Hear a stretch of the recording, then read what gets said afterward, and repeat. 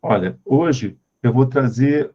Na aula passada a gente falou sobre uma parte de Karma Yoga, né? Eu vou falar agora sobre um conceito importante de Karma Yoga. O que é Karma Yoga? Karma é ação. A palavra karma vem do sânscrito, ação. E yoga é, é o objetivo de tudo. O yoga significa unidade, união. Então, Karma Yoga é o yoga da ação, é o assunto relacionado às nossas ações no dia a dia, sabe? Porque os Vedas e o livro Bhagavad Gita também, ele tem esses assuntos ligados às ações, mas também tem outros assuntos bastante transcendentais, que falam como se fosse, aqui no Ocidente, falar sobre Deus. Então, Deus não tem nada a ver com ação, é um outro assunto, entendeu? É um assunto mais conceitual, que não seria Karma Yoga.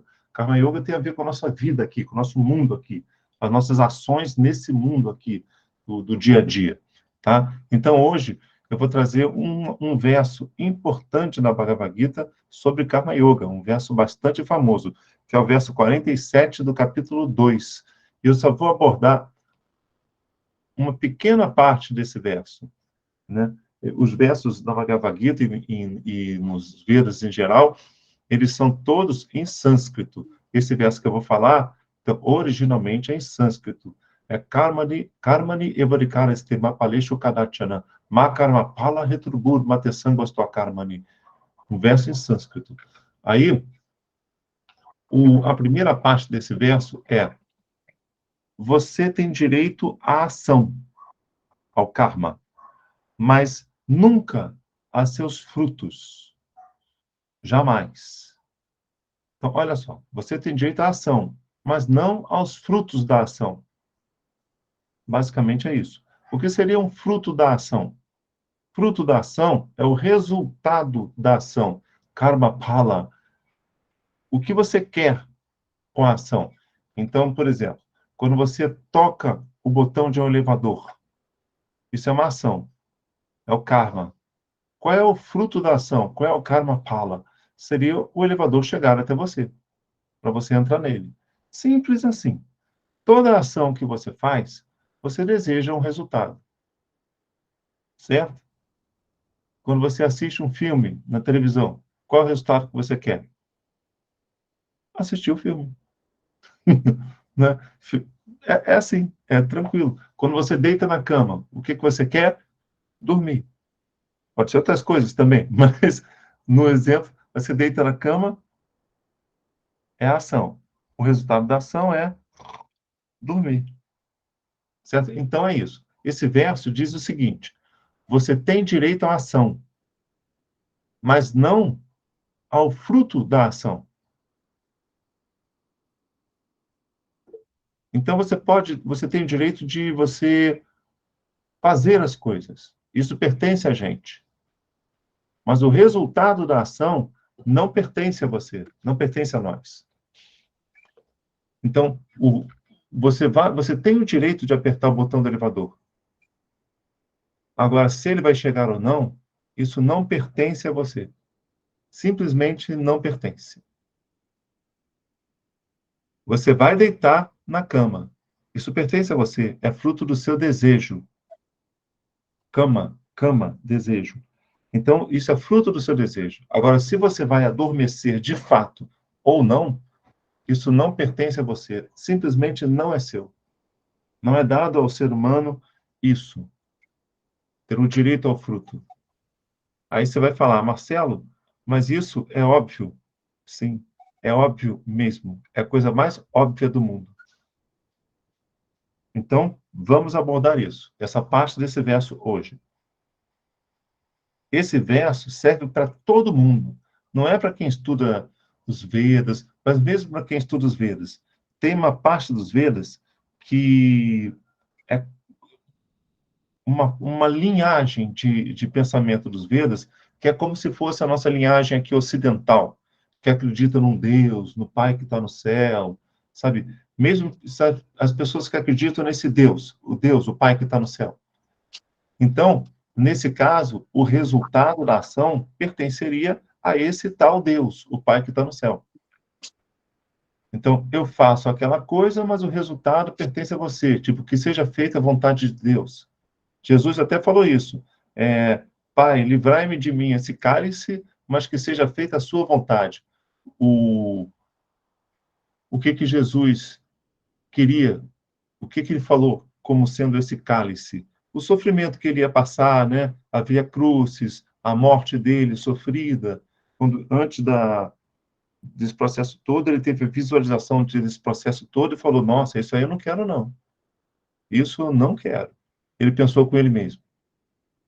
Mas ele falou que seja feita a vontade de Deus. Mas, então, ele entregou o resultado a Deus. Mas ele mesmo não queria. Por que ele não queria? Porque ele falou. Ele disse, Pai, livre de mim esse cálice. Não permita que eu morra dessa forma, não permita que eu sofra dessa forma. E aí o pai, que ele acreditava, pensou e disse, nada disso. Você não quer, mas vai ser assim. Não vai ser como você quer, Jesus. Você não quer morrer dessa forma, não quer passar por via crucis, mas não, Senhor, não será assim. Você vai se ferrar, você vai morrer e vai se ferrar nessa cruz. Aí o que Jesus fez? Entrou em desespero? Não foi assim. Ele não entrou em desespero. Por quê? Porque ele sabia se render a Deus. Ele sabia entregar o resultado da ação a Deus. Não era o que ele queria. Ele tem o poder, isso cabe a ele, cabia a Jesus. Querer ou não querer morrer daquela forma. E ele escolheu não morrer daquela forma. Ele escolheu não querer morrer daquela forma. Então, esse processo mental de Jesus está dividido em duas partes. O que ele faz é o karma. O que ele quer é o kama. E o que vai acontecer. Se ele tivesse apegado a essa primeira parte, ao direito dele de querer. Oi. Estava esperando. Ah, tá. Então, olha só. Se Jesus tivesse apegado a essa primeira parte, ao desejo dele, ele entraria num sofrimento enorme ao ser negado esse desejo. Mas ele não tinha esse nível de consciência. Ele estava apegado à segunda parte, a render, a entregar o resultado da ação a Deus. Ele estava completamente nessa consciência de entrega. Marcelo, Então, só um minutinho. Ô, Regina, por favor, você fecha o microfone. Obrigada, meu amor. Quando fala com você. Regina. Valeu. Ah, Regina. Então, Regina, por favor, você fecha o microfone. tá. Então, Desculpe, é que eu não tinha fechado o microfone. tá. Então, olha só.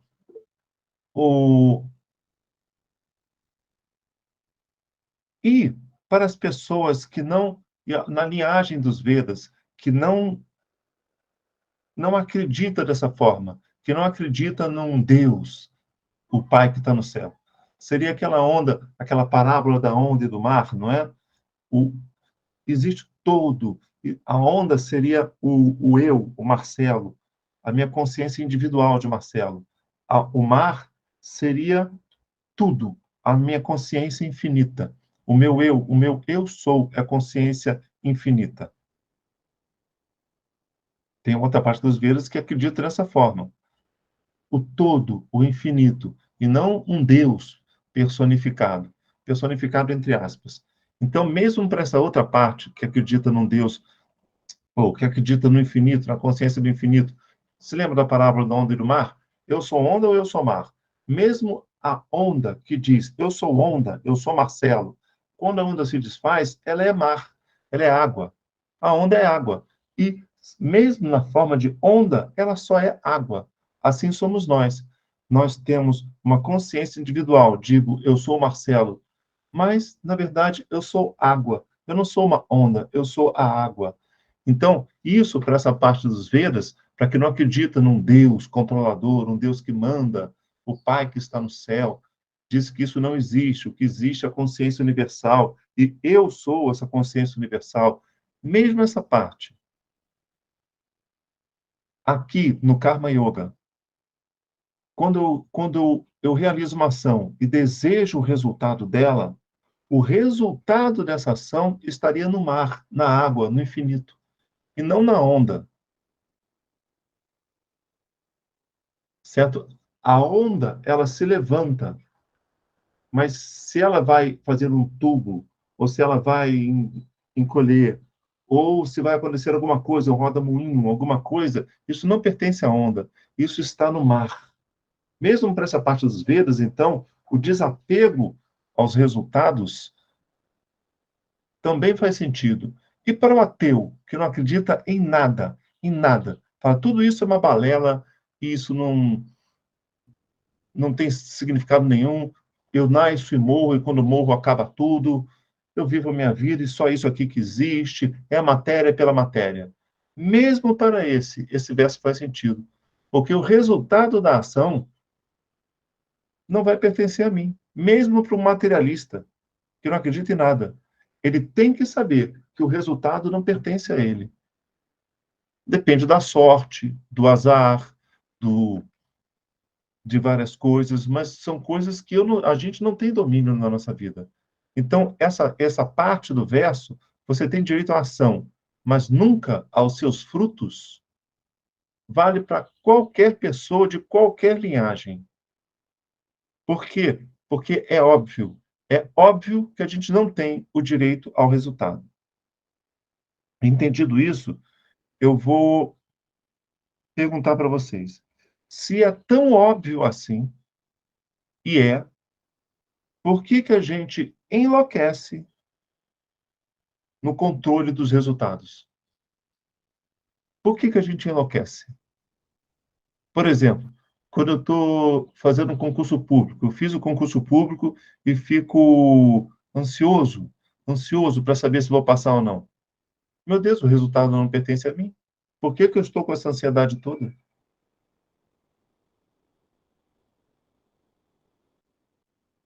As pessoas que temem qualquer coisa. O filho está doente no hospital. O casal que tem filho doente no hospital. E aí o casal fica louco, fica muito ansioso, muito preocupado com a cura do filho. O casal tem o direito de colocar o filho no hospital, internado. Está lá o filho no hospital, já internadinho. Os médicos estão cuidando do filho. Tudo isso é o direito dos pais e o direito do filho também. Eles poderiam não querer fazer isso, poderiam querer deixar o filho morrer, né? Mas não quiseram assim. Internaram o filho no hospital. E o casal voltou para casa, porque não pode ficar, CTI não pode, né? CTI só pode ficar aquela pessoa, o casal não pode ter visita, só uma hora de visita por dia, inclusive os pais. Aí os pais voltam para casa e ficam extremamente ansiosos e preocupados com o filho. Por quê? Como assim? Vocês não concordaram que é óbvio que a gente não tem direito ao resultado? Pode Então, arriscar, qual é Marcelo? a explicação da ansiedade dos pais? Pode arriscar? Pense nisso. Pode. Medo, apego? Tudo isso. Você vai falar um monte de coisa, tudo ruim. Medo, apego, loucura. O nível do ser humano, e tudo que você falar, Paulo, tudo vai estar certo. Está certíssimo. Agora, o nível do ser humano é de apego ao resultado. Por isso esse verso tão importante, tão famoso. Karmani evadekara estema paleshu kadachana. Você tem direito à ação, mas não tem direito ao resultado. Só que a gente não está nesse nível como Jesus estava. A gente sofre pelo resultado que não nos pertence. Ao contrário de Jesus, que não sofria. Porque na nossa cabeça tem, como de todos nós, e no exemplo de Jesus também, a gente tem o direito de querer alguma coisa, de agir para que isso se realize. Agora tem o resultado da ação. A gente se apega a essa primeira parte. E a gente sofre pelo resultado. A gente sofre por uma coisa que é óbvia. Então, os Vedas dizem, isso é a palavra certa, tudo que o Paulo ia falar ali está tudo certíssimo. É medo, apego, mas é fruto de quê? De uma mentalidade controladora. Então, todo ser humano, tem uma mentalidade controladora.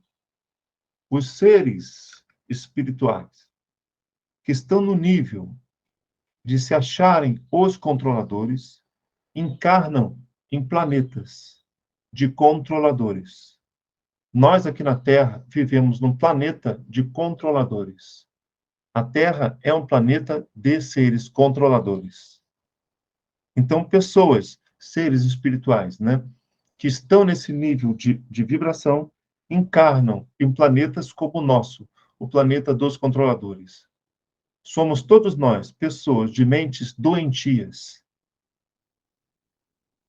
que, diante de uma coisa tão óbvia, nós, sem explicação nenhuma, entramos em ansiedade. Se esse verso fosse incorporado por todos os seres humanos, a ansiedade não existiria. Porque a ansiedade é fruto disso aí. As pessoas ficaram ansiosas com a pandemia de Covid porque ficaram em casa. Por quê? Porque não queriam ficar em casa. E não é o resultado que eu quero, não é aquilo que eu quero que vai acontecer. Não é aquilo que eu quero. Ah, meu Deus, eu estou perdendo a minha vida. 1 ano, 2 anos da minha vida em casa, enquanto eu poderia estar no mundo. Eu estou sofrendo muito. Enquanto os jovens entraram em ansiedade profunda? Porque são controladores.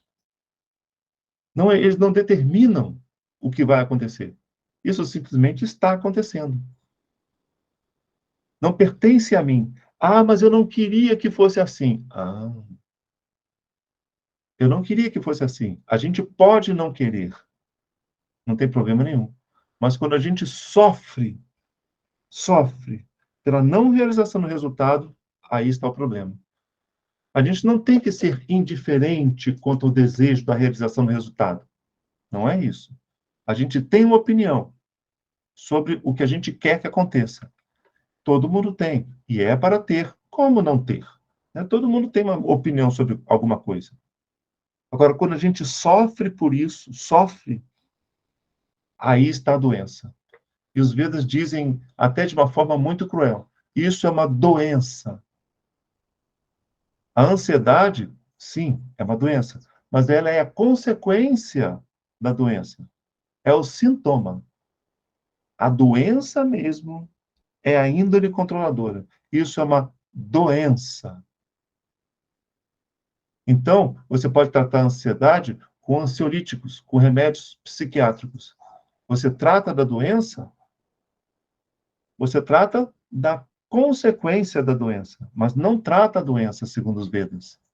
A parte de Ayurveda, que é a parte de medicina dos Vedas, não está se importando muito para a ansiedade, mas para aquilo que lhe deu origem.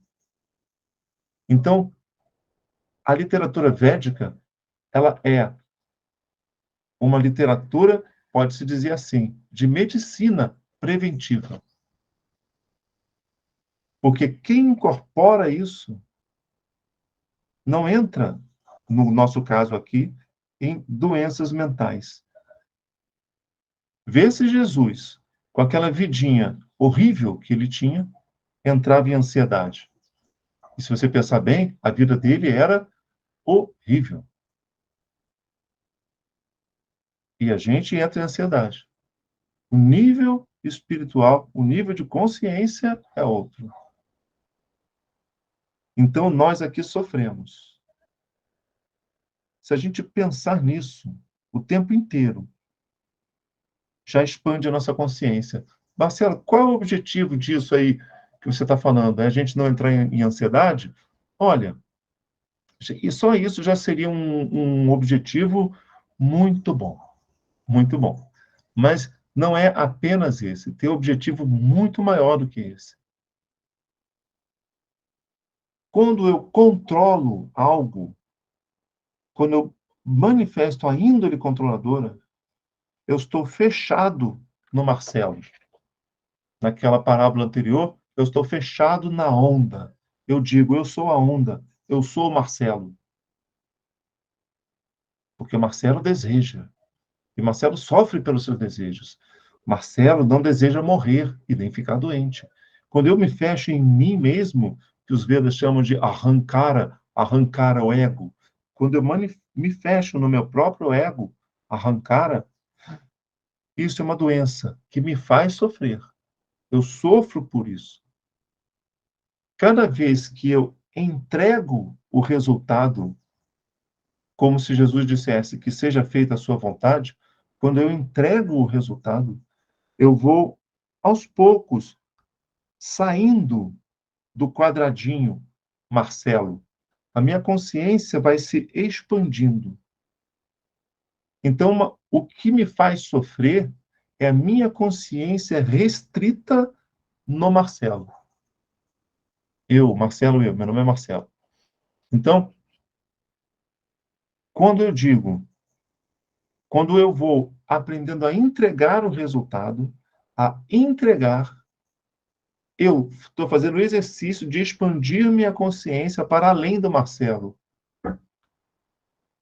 E o que me faz sofrer é o Marcelo. Não é o filho do Marcelo que está no hospital que me faz sofrer. Não é, não. É eu estar fechado no Marcelo e sofrer pelas coisas do Marcelo que me faz sofrer. É a minha índole controladora que me faz sofrer. Não o meu filho no hospital.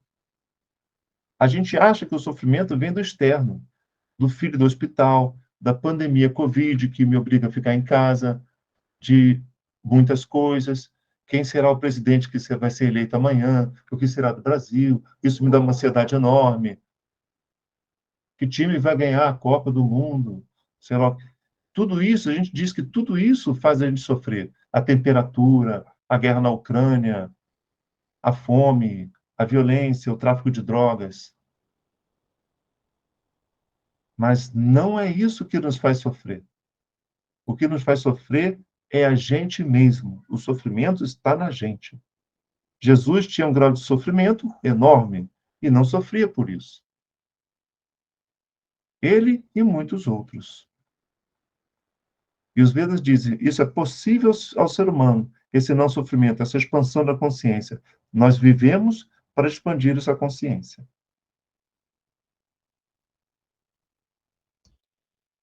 Tudo certo até aí? Eu quero ler um grupo de versos da Bhagavad Gita que falam sobre isso. Eu selecionei aqui uns versos para ler para vocês. Ó, os versos, são bastantes versos. Mas antes de ler os versos, eu quero ouvir vocês. Tudo bem com isso? Vocês estão mandando, vocês querem mandar me xingar? Porque vocês querem dizer assim, Marcelo, você está dizendo isso é porque você não tem filho no hospital, seu safado. Porque se você tivesse filho no hospital, você não ia falar isso, não. Você está falando isso porque isso não é com você. Falar é fácil. E tantas vezes eu já escutei disso. Eu já dou aula disso há quase 15 anos. Já escutei tudo, já escutei todas as espécies de agressões que vocês nem imaginam.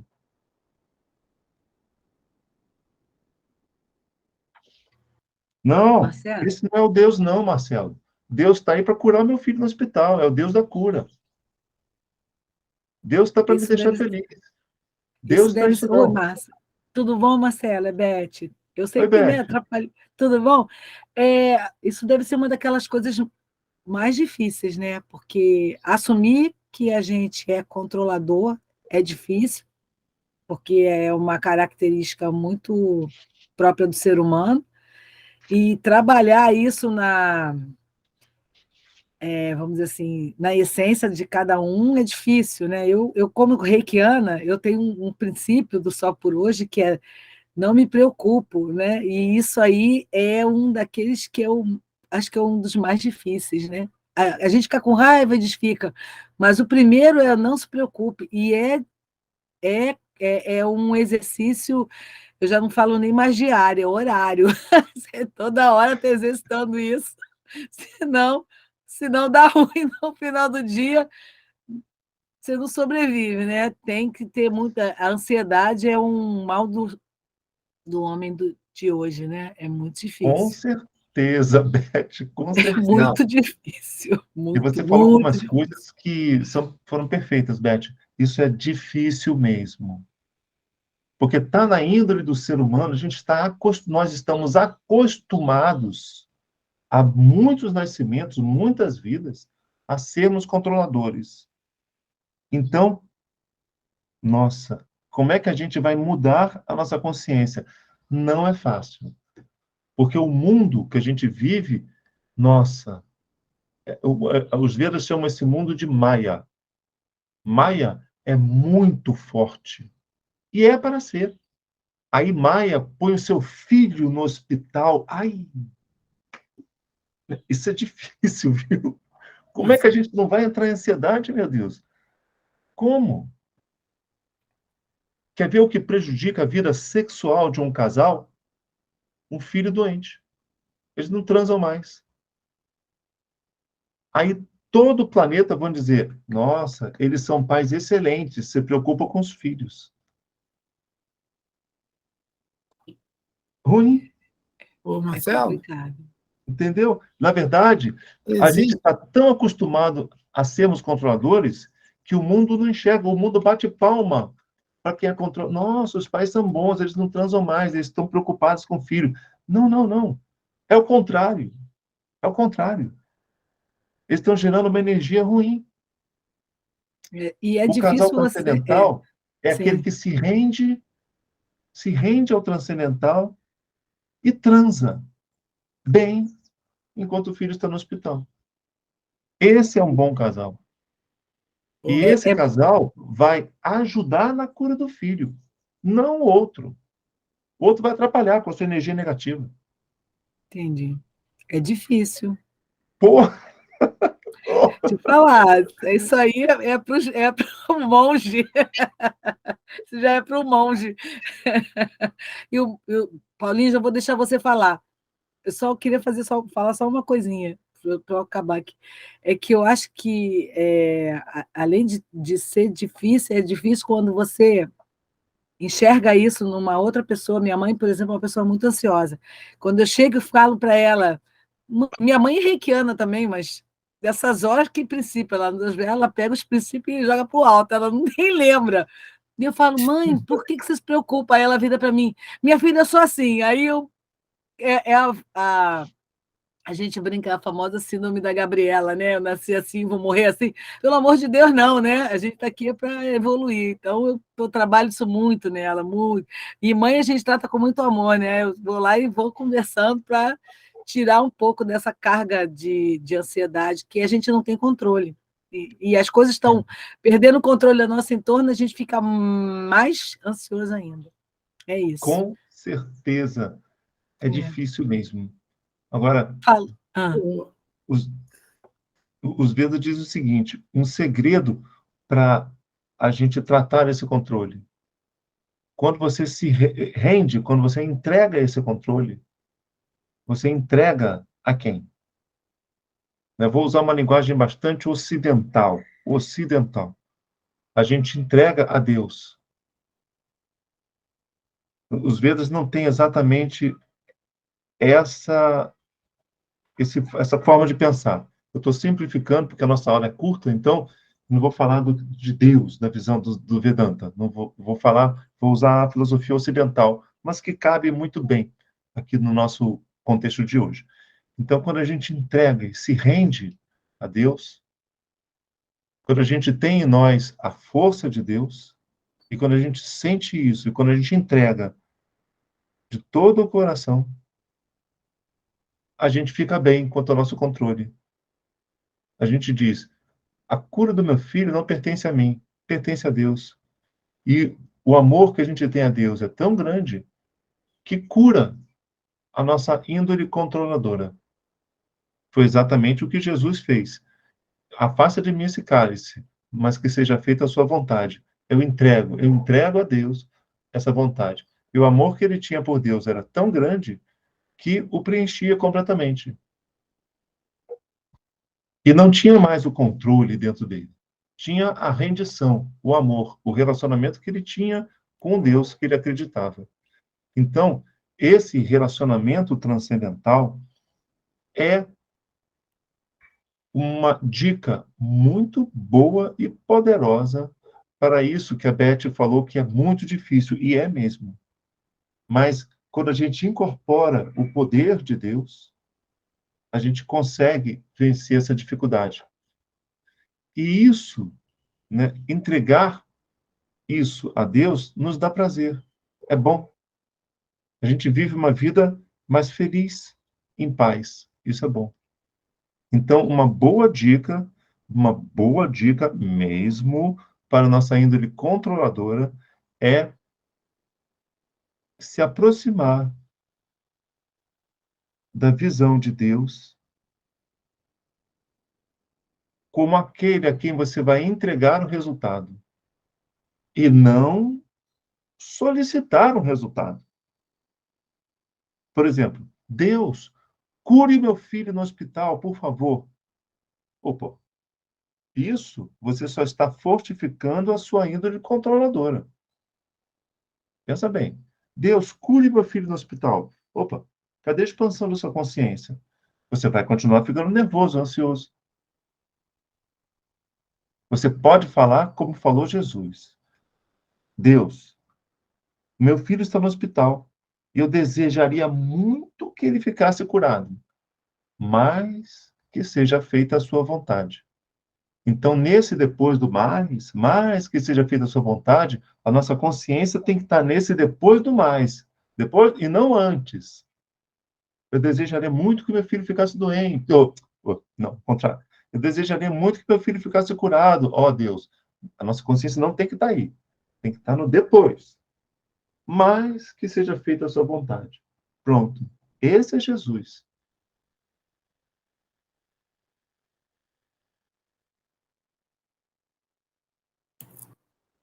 Vocês já pensaram por que as pessoas têm medo da morte? Medo de tudo? Então, a palavra que o Paulo ali falou, logo no início, o medo. O medo é fruto de uma índole controladora. Quando a gente está com medo de alguma coisa, medo, é porque a gente está na primeira parte da frase. Eu desejo muito isso, pronto. Quando a gente está pegado essa parte da frase, gera o medo. Né? Paulo ia falar, né, Paulo? Eu não estou te deixando falar, né? Você está inspirado hoje. Não, mas pode falar, Paulo. Era só algumas questões. Primeiro, se eu fosse cantor, eu diria o que você falou: Pai, afasta de mim esse cálice, né? Sim, sim. Mas como eu não sou, deixa para lá. Marcelo, quando você falou no início de yoga, pode tentar outra vez? De união, O computador está falando aqui. quando você falou de yoga, de união, Que é isso, meu? né? Ah. Quando Jesus falou, eu e o Pai somos um, ele estava em yoga com o Criador? Sim, exatamente. Yoga significa, é uma palavra em sânscrito, como eu disse lá no início, que significa união. União, integração. Então, quando ele diz eu e Pai somos um, eu e ele não diz eu sou Deus. Ele diz eu e Deus, tem dois. Somos um. Isso é yoga, é integração. Você se transforma numa unidade. Tem uma outra colocação em relação ao exemplo que você deu do filho, né? As pessoas não sabem a diferença entre dor e sofrimento. Dor é o fato. E sofrimento é a maneira como você recebe, interpreta e aceita ou não o fato. Isso, exatamente. Exatamente. E aqui, Exatamente. Perfeito. só para deixar de vez para você, é muito interessante esse livro aqui do Divaldo, O Homem Integral. No primeiro capítulo, ele fala de fatores de ela, né, Joana? Fatores de perturbação, a rotina, a ansiedade, o medo, a solidão e o desejo de liberdade. É muito interessante. Ele falou que esses fatores são o quê? São Fatores de perturbação. Eu gostei disso. Lê de novo esses fatores, eu gostei. A rotina, Rotina, a ansiedade, ansiedade, sim. o medo, Aham. a solidão Uhum. e o desejo de liberdade, né? A Perfeito. todo custo. Acho que a Beth está até anotando. Eu boto um PDF depois do livro no grupo, tá? Tá. Aí tem aqui Ó, comportamentos neuróticos, doenças físicas e mentais, a tragédia do cotidiano, o homem moderno, mecanismos de evasão, o problema do espaço, a reconquista da identidade, ter e ser, e vai. É uma maravilha. olha, maravilha. Ótimo. Muito bom. Maravilha. O, eu, só para gente, só para pensar, o assunto que eu tinha que falar era esse, mas só para a gente pensar. Olha, o nosso planeta aqui foi arquitetado, pensa bem, para nos gerar uma índole controladora. Por quê? O planeta já é feito para isso. Mas isso não é uma sacanagem cósmica. Ele é feito para isso mesmo. Porque nós que encarnamos aqui precisamos trabalhar essa índole. Então o planeta constrói essa índole em nós. Olha só, a arquitetura do corpo. Nós precisamos comer, senão a gente morre. Então, não, eu vou viver sem comer. Não, não, você não pode. A gente precisa morar em algum lugar, senão a gente morre. A gente precisa preservar a saúde, senão a gente morre, não é? A gente precisa preservar a nossa segurança, senão a gente morre. Isso sempre foi assim. Eu sei que vocês estão pensando na nossa vida. Mas, por exemplo, preservar a nossa segurança. Antigamente, era entrar em cavernas para os bichos ferozes não nos comerem. Então, a floresta é cheia de bichos ferozes, né? Do estilo dinossauro, né? O ser humano fez depois do dinossauro, mas aquele estilo bicho, assim, a gente preservar a nossa segurança, a gente tem que se abrigar. E tem que, para que o bicho não nos coma. Então, a gente vive numa. E a gente também tem que comer. Então, a gente tem que caçar. Para caçar, tem que enfrentar os bichos. Tem que, tem que correr atrás das frutas das árvores. Mas aí vem o inverno e tira as frutas. A gente tem que andar 10 mil quilômetros até um lugar mais quentinho, para onde lá vai ter a fruta. Sabe, tudo é muito difícil. E tudo. E isso é a arquitetura do planeta. Não é uma sacanagem. Ninguém está sacaneando a gente. Isso é para gerar em nós uma índole controladora. Meu Deus, eu preciso comer. Eu preciso. Eu tenho que comer. Eu tenho que ficar seguro. Eu tenho que me abrigar. Meu Deus do céu, eu tenho que fazer isso. Ai, caramba, daqui a pouco vai chegar o inverno, eu vou ficar sem comida. Ai, meu Deus do céu. Quer dizer, a vida, ela cria na nossa mente, de propósito, uma índole controladora. Se eu não arrumar um jeito de preservar a minha saúde, eu vou morrer. Eu tenho que preservar a minha saúde, eu tenho que preservar, eu tenho que preservar. O mundo já gera em nós, gera uma mente preocupada. O mundo é feito para isso, arquitetado para isso, para fazer aflorar em nós, aflorar a nossa mente controladora. Porque se nosso planeta fosse arquitetado de uma forma que nós não comêssemos, poderia ser muito bem essa realidade, né? A gente poderia viver sem comer. Uma pedra, por exemplo, uma pedra, ela continua sendo pedra sem comer nada. Poderia ser assim o ser humano também? Poderia, mas nós não fomos arquitetados dessa forma. A gente precisa, então está aí a palavra, a gente precisa de muitas coisas. A gente tem necessidade de muita coisa. É feito para isso. Então, isso gera uma mente preocupada em suprir essas necessidades. O mundo é feito para isso, para gerar essa mente preocupada. Então, o mundo é feito para aflorar a nossa índole controladora. Pensa bem, se nós não precisássemos materialmente de nada disso, de nos alimentarmos, de morar, de, de nos preocuparmos com saúde, com segurança, se o mundo não tivesse essa realidade e nós não tivéssemos que nos preocupar com nada disso, simplesmente existir, a gente não manifestaria a nossa índole controladora. Como? Para quê? Mas a gente nasceu no mundo o contrário, que tudo faz manifestar a nossa mente controladora. Mas não é... Aí a gente fica nascendo milhares, os Vedas dizem, milhares de nascimentos, manifestando a índole controladora, sofrendo por ela. Até que um dia a gente se cansa de sofrer pela mente controladora. E entende e recebe de presente um conhecimento transcendental como esse que te diz isso. E você, cansado de sofrer por muitos séculos, desde a pré-história, com a sua própria índole controladora, você fala, nossa, esse ensinamento está fazendo sentido.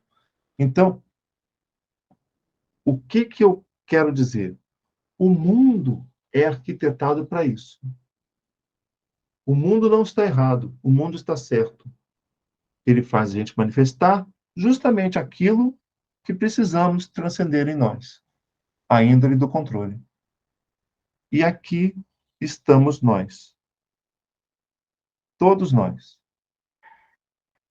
Para expandir nossa consciência e sairmos todos nós do nosso quadradinho mental. Quando isso acontecer, podem acontecer duas coisas. Nós viveremos felizes no mundo dos controladores. Todos vão se matar, mas nós estaremos felizes. Isso é uma coisa. Viveremos felizes. Ou, segunda coisa, nós não precisaremos mais encarnar em mundos onde encarnam os controladores. Aí é bem melhor, porque em mundos superiores, onde as pessoas não precisam manifestar sua índole controladores, nos mundos superiores, os Vedas falam disso, isso seria outro assunto, viu? Nesses mundos não existem os estímulos que aqui nos causam controle. Lá, por exemplo, então, não existiria doença, não existiria necessidade de comer, não existiria perigo, moradias, sabe, necessidades. São planetas mais... são planetas melhores, celestiais. Os Vedas chamam de Swaha. São planetas Swaha, superiores. Então, pode acontecer isso. Ou a gente permanece aqui, mas vivemos felizes. Ou a gente vai para um plano superior. De qualquer jeito, são coisas boas. Então, com esse estudo, com essa coisa que nós falamos, com esse assunto que nós falamos hoje, com esse apenas um trechinho do verso, isso que eu falei é uma linha. É Karmani Vadikaresте Mapaleshu Kadachana. Você tem direito à ação, mas nunca aos frutos da ação. Depois assim, ponto, jamais. Sabe? Coloca assim o verso, jamais. Você tem direito à ação, mas nunca aos seus frutos, jamais.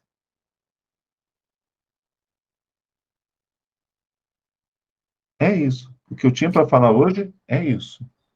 Arturi, qual é o número desse verso? Qual é o número desse verso dos Capítulo Vedas? 2 da Bhagavad Gita, verso 47.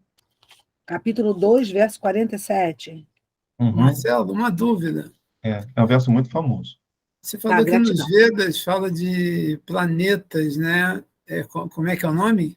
Os planetas superiores, Swaha. Swaha. Existem vários níveis ou é um nível só? Como é que é? Como é que os Vedas falam sobre esses planetas? Que a doutrina espírita fala de 5 categorias: mundos primitivos, mundos de provas e expiações, regeneração, celestes, tá. Os Vedas também tocam, de alguma forma, nesses níveis de planetas superiores, celestiais. Dentro dos planetas celestiais, né? A subdivisão dentro dos superiores, é isso? Isso, ou até chegar a eles. Você não sai de um planeta de dominadores para um celestial direto. Tem um intermediário? Como é que é isso? Tem sim. Isso, Paulo, seria uma aula inteira, né? Mas para responder rapidamente aqui, existem praticamente 3 níveis: o inferior, médio e superior. Bhuhu, Bhuvaha, Swaha. Assim, os planetas superiores são esses que eu falei aqui para todos vocês. Os planetas médios são esses, são como nós, os Bhuvaha, Bhuvaha. São os planetas de pessoas controladoras e arquitetados para manifestar nossa índole controladora. Portanto, são planetas perigosos que nos geram dificuldades, mas com um objetivo, que é essa aula de hoje, de expandir a consciência. Então, a gente tem essa dificuldade todas, mas a gente tem a consciência, não é que a gente tem a capacidade para ter a consciência de que isso tudo acontece para a nossa expansão. Então, é o planeta médio, é um planeta que nos gera muitas necessidades, então tem muitos sofrimentos, muitos fatores físicos geradores de sofrimento, mas nós, os habitantes desse planeta, já temos a capacidade de pegar essas coisas todas e trabalharmos para o nosso proveito. Por isso é um planeta médio. A gente já tem essa capacidade. Opa, coisa boa. Mas o planeta é sofrido. Então, coisa boa e coisa ruim. Nos planetas inferiores, os seres não têm a capacidade de trabalhar isso para a expansão da consciência. Há apenas sofrimento. São os planetas burro. São planetas extremamente sofridos.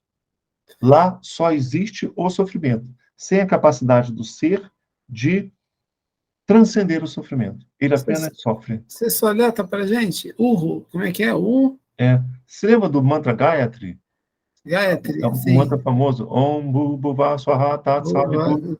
A primeira linha do Gayatri são os 3 níveis planetários. Om Bhuva Swaha. Om Bhuva Swaha.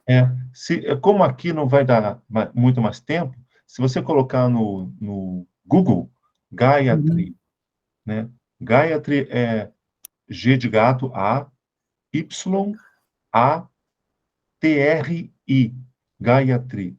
Aí você pega a primeira linha do Gayatri. São os 3 níveis planetários. Om, Bhuva, Swaha.